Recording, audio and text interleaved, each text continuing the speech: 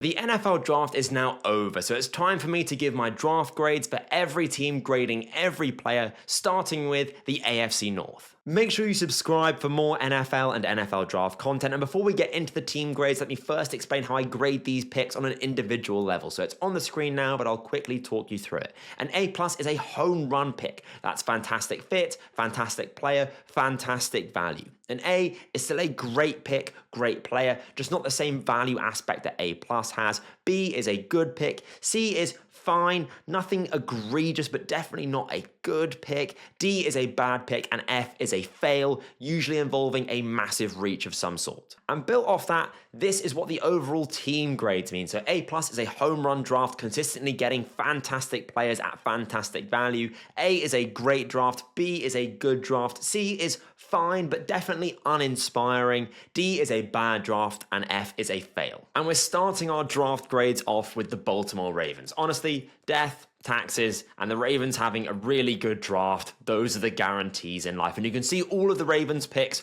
on the screen with me now. They had quite a few of them. I'm not going to speak about them all in detail, but definitely the ones that have those kind of A's or A+ grades. And that starts with Malachi Starks all the way at 27. He, for me, was one of the best picks of the whole draft, one of the best picks of the first round, definitely. He was a top 10 player for me on my big board. I said it from the beginning. I loved his game IQ. I loved his game experience. 3-year starter at Georgia, really good in coverage. Played man coverage a lot this year in Georgia.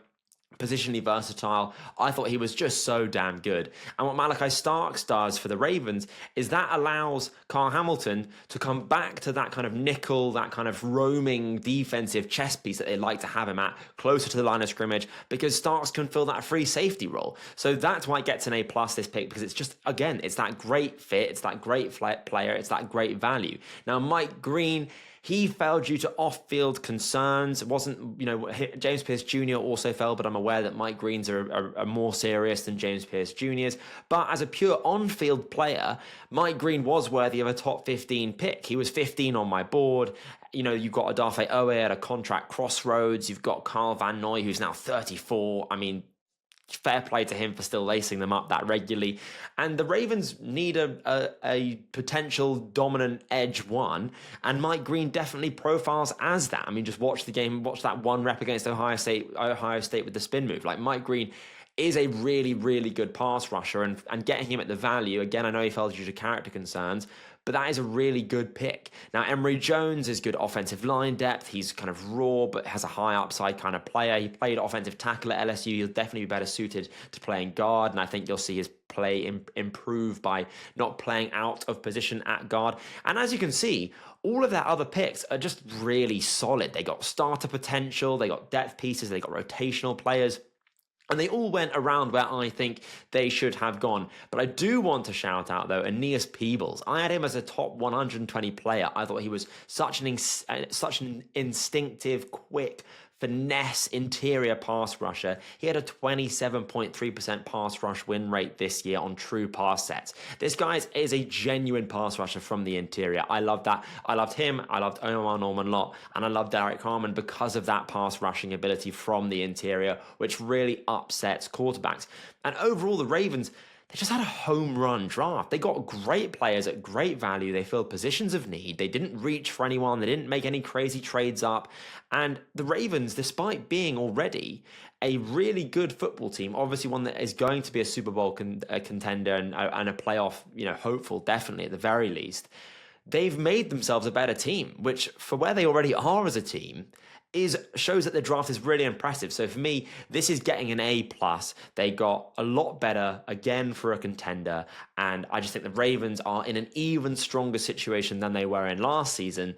And that's saying something. From the highs of the Baltimore Ravens to, without spoiling the grade too much, the lows of the Cincinnati Bengals. And really, the reason why I'm not a huge fan of this draft class as a whole is because I'm not a fan of their first overall pick, Shamar Stewart. The bottom line with me and how I see Shamar Stewart is that he's not a good pass rusher right now. He has all the traits, all the physical tools to potentially be that, of course, But he's not that. And he's always had those tools, and he still isn't showing that he can be a quality pass rusher in college, let alone at the next level. I had him as a firm second round guy. And I get that the Bengals desperately needed defensive line talent. It's just Trey Hendrickson and no one else at this point along that defensive line. But Derek Harmon was still on the board, James Pierce Jr., Mike Green, and I know they fell due to character concerns, but the Bengals have shown they don't really care about that by drafting the Jermaine Burton last year, for example. I know that's not with a first-round pick, so it's easier to kind of stomach, but nevertheless, James Pierce Jr. fell due to less serious character concerns. I thought he would be a fantastic player opposite Trey Hendrickson. Donovan Ezaraku even would have been a really good pick there. I had him as a first-round player. I just don't think that the Bengals having to draft defensive line because of their bad team building, right? I get they had to do that, had to go defensive line, but fundamentally, the Bengals having put themselves in that situation has nothing to do with me. I'm not going to give them an easy out because of bad team building. If they put themselves in that position, that's their problem. And I think that as a developmental edge 2, opposite Hendrickson, then fine, I can kind of get behind Shamar Stewart. I still think that where they took him is rich, but the problem is that Hendrickson might not be on the team next year. He's in the final year of his contract. They've spent a hell of a lot of money on Jamar Chase, Joe Burrow, and T. Higgins. They might not have the dough to pay Hendrickson. And then what? Shamar Stewart is there's a pass rusher that you're relying on to get, 7 pressures a game, 2.5, 3 sacks. I don't see it. I don't see it. For me, Stewart is either Trayvon Walker at the high end. You feel quite good about that at 17 overall. Fine. That's, I think Walker's a good player. But at the low end, you're getting Tyree Wilson, who is not a starter for the Raiders and is behind the depth chart behind Malcolm Kuntz, who is a good player, but he was drafted with a third round multiple years ago. So it's not like he has a strong mandate to keep that spot from Tyree Wilson, who was drafted with a top 10 pick only a few years ago. I'm not a Shamar Stewart guy, and that's going to really hurt this draft class as a whole. Now, Demetrius Knight, the linebacker, I think he's a fine player, got him at fine value. They got him at 49. I think, again, though, they left better defensive talent on the board. And the draft isn't just about the players that you draft. It's also about the value you get them at and who else is on the board at the time. And at the board at this time, you still had Omar Norman-Lott, still had Mike Green, still had Nick Skoughton, still had Trey Amos, still had Azaria Thomas. Not all of those guys might have fit the scheme perfectly, but that's just, there's plenty of other guys that might have done. I think there was better talent on the board than Demetrius Knight at this point. Now, Dylan Fairchild, again, I think that was a reach. He was a player who on most boards was 120 plus, if not even in the 150s. Getting him at 81 is a reach. I think there were better linemen on the board. I would have taken Tate Ratledge, who went a few picks after Knight in the second, if you're after an offensive lineman. And then Wyatt Millam went 8 picks later than Dylan Fairchild did. I think he's a better offensive lineman. And yeah, sure, Dylan Fairchild will be a depth offensive line piece, but there were better options. So I'm not a fan of that pick either.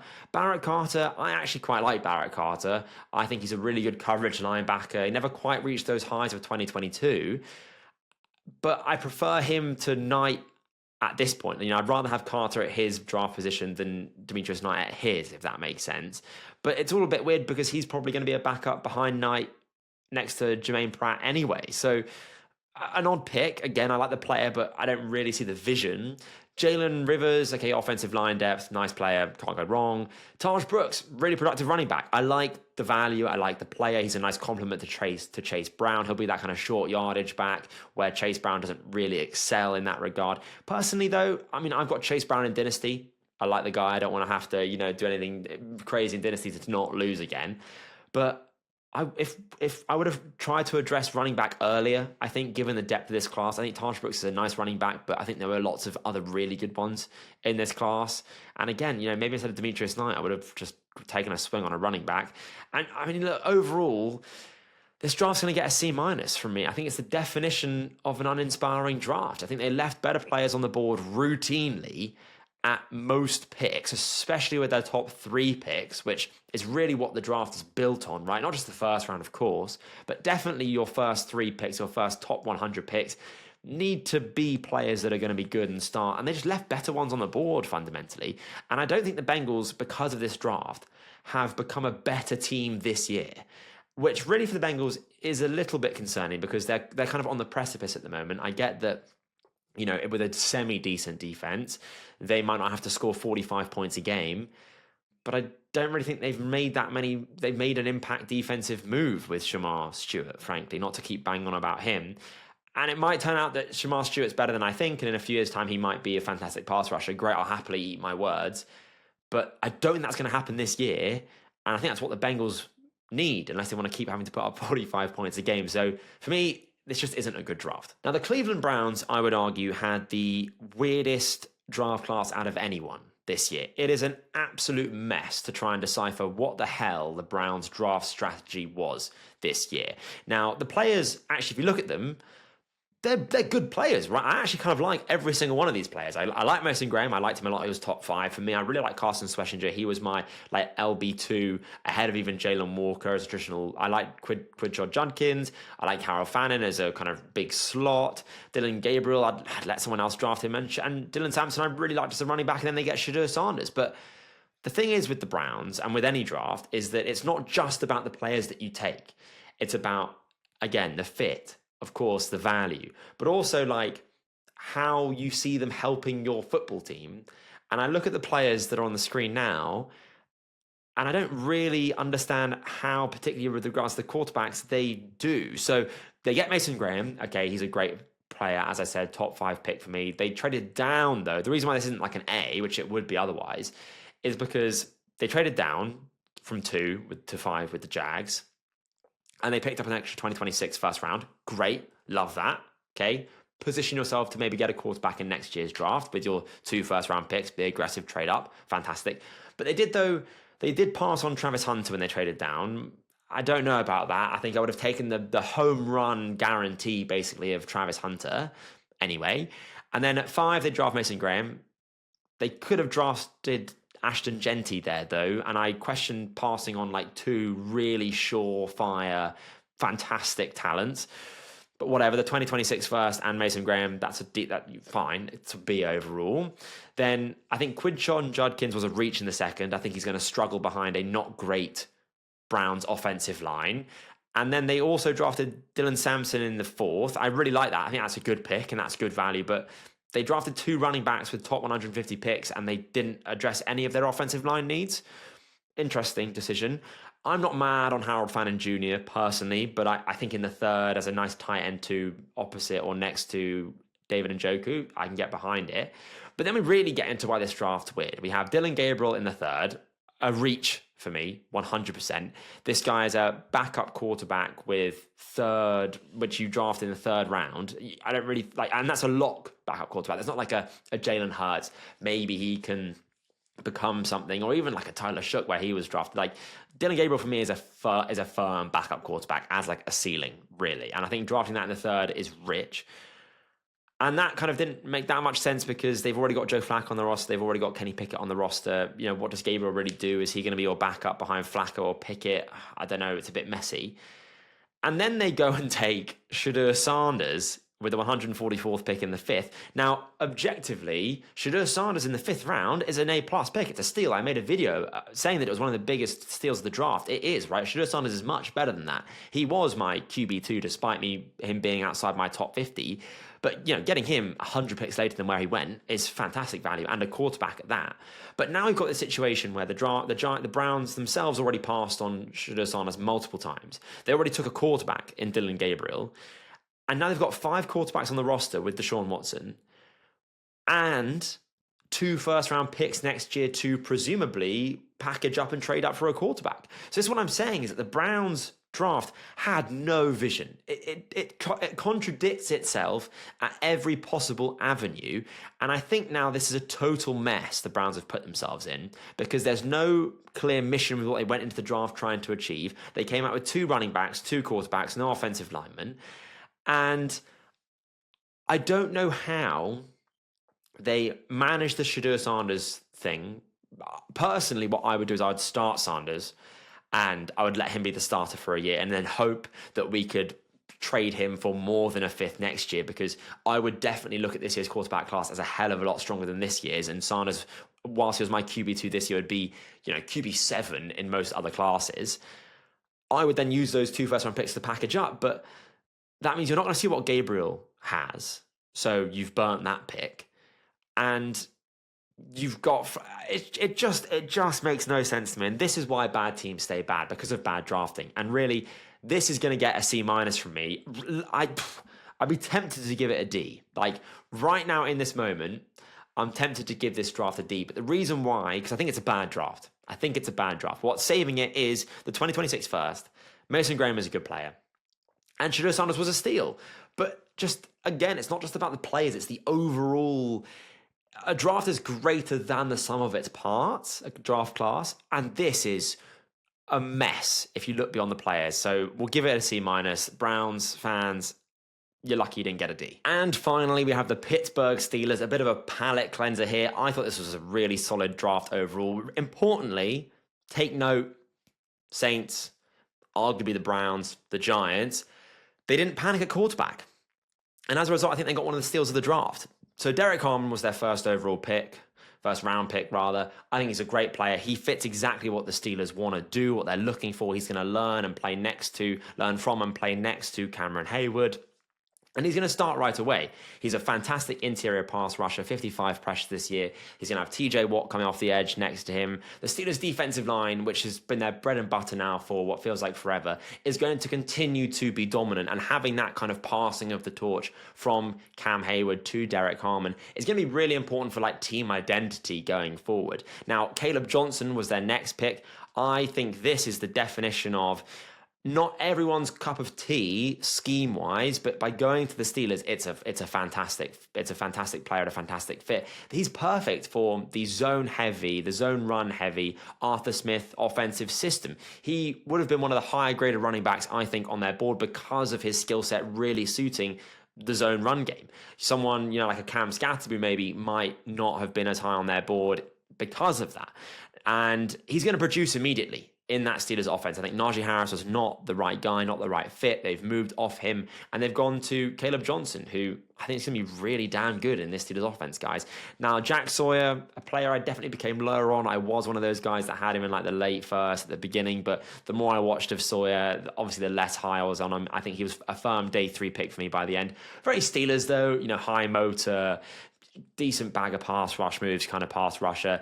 I do think that he'll be just a rotational guy. He does have short arms and a general lack of mass, but he will be a decent, depth rotational piece in case anyone gets injured. And Will Howard, I loved this pick. He, for me, was one of the steals of the draft. They get a starting caliber quarterback in the 6th round. Like, that is just fantastic value. I love Will Howard. I'm a big Will Howard guy. He, for me, will be the perfect bridge quarterback, potential starter, if they don't sign Aaron Rodgers, which at the time of recording this, 28th of April, we don't have any news about where Aaron Rodgers is going. He could be in a cave somewhere for all we know. No idea what's happening there. But let's just presume he's not going to be with the Steelers because he's not at the moment.